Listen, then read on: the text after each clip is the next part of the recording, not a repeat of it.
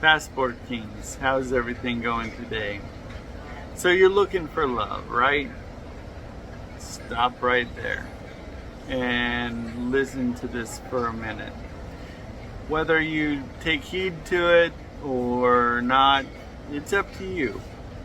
But right now I'm here in Asia, in the Philippines, and here's my 2 cents on finding love, whether it's through dating sites, in person, or whatever.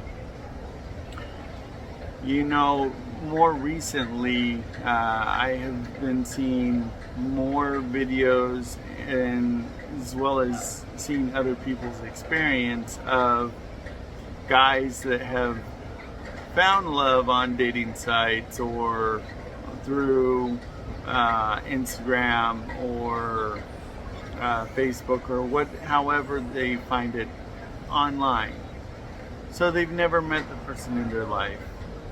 And then they save up some money, they come over expecting to live on the money that they have. And then what happens? They didn't find the right person, and all of their money's gone, and the girl's gone, and now they are on the street. Well, a few things from my perspective that could change that. I would say again to come to whatever country you're looking to meet a girl in, whether it's South America, the Philippines, other parts of Asia, wherever. Go to that country first. Find a place to stay, your own place, and make it your own. Get to know the culture, get to know the language, get to know the people. And then find someone in that area. This way you will have a better chance of making it happen. A better chance of understanding each other. Because a big part of a relationship is communication. And if you or her don't understand each other, whether it's verbal communication, physical communication, or cultural communication, things could go wrong. You don't know her culture necessarily, especially if all you have done is look at YouTube videos. Yeah, you might have video chatted a little bit, but you haven't been to her country. And to be honest, learning the language is different in country versus out of the country. You understand different habits, different physical signals than you would through YouTube video or some of these language teaching apps. So when you get to that country and start learning the language, start learning the culture, start learning what type of people the people that you're expecting to live around, possibly the rest of your life, your whole perspective changes. You know, and you're able to possibly catch some of these tells before you get too deep into a relationship that might not be the best for you.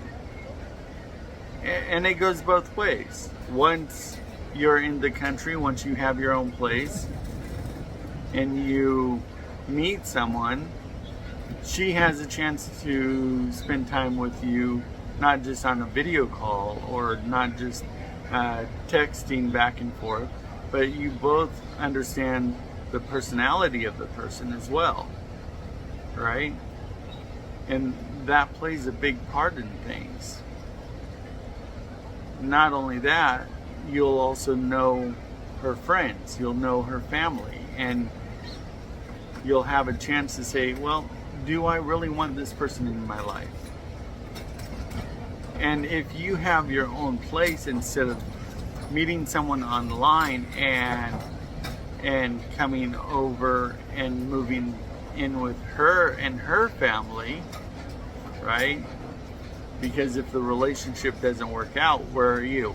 You're out on the street. But if you have your own place, then if the relationship doesn't work out, she can go back to her family or wherever, and you can stay in your place, and decide whether you still want to stay in the country or go to a different country or back home.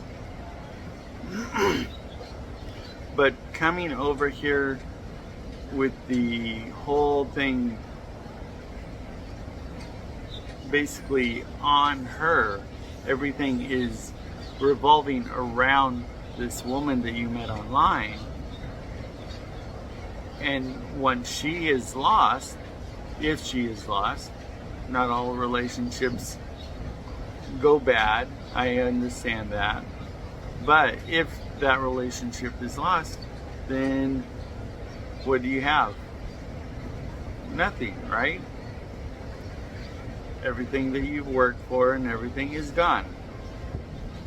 So, again, my suggestion is go to the country that you desire to go to first.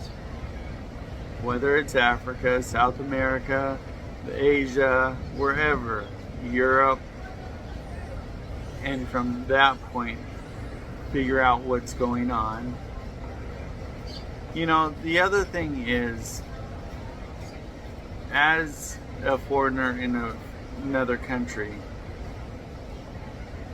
if you don't understand what's going on around you, you will feel cut off, because you might not know the language, you might not know the cultures, what to do, what not to do. And that's very important, because if you feel cut off, you're going to start getting negative. If the only person that you can talk to is your girlfriend or wife, then you will feel leashed to that person only. And that's why, another reason, it's so important to understand the language or be in an area where you can talk to someone else besides the one that you're falling in love with, whether they're foreigners or whether they're other people living in that area. Maybe you want to go live near a school or college or something where they might teach English more, and in that area you might have a chance to speak English if you haven't learned the local language. So going back to these foreigners that are desolate, they have no place else to go. The money's gone, they live on the street, they have no connection here except they're here. They don't know what else to do. So, you know, it's best not to get to that point. There's a lot of things you can do while you're here. I mean, you could teach English online. You can get a skill before you come here and do something online, so where your customers are back in the US. So, but don't think that when you come here that you will be able to work here or get a job here or wherever you're going unless you're able to arrange that ahead of time. But for a foreigner, it's better to have a business or whatever outside the U.S. Outside the Philippines or whatever country, and being able to earn dollar and live on their currency. You know, another thing about moving overseas is we have to learn to leave whatever negativity we learn in our own country. And when we leave that in our own country, then we are able to start afresh wherever we're going. Don't bring a victimized attitude or mindset with you. Otherwise, it won't be a good fit for you. Because overseas is a lot different than living in the US. You know, we are visitors there. We are in their country, and we need to show that respect, that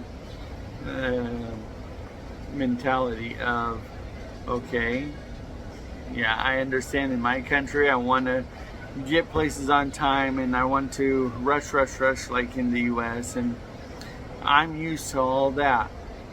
But you, for instance, here you have to learn to slow down and to be able to say, okay, I know they said the party is at 5, but most likely they won't be even getting ready until 6.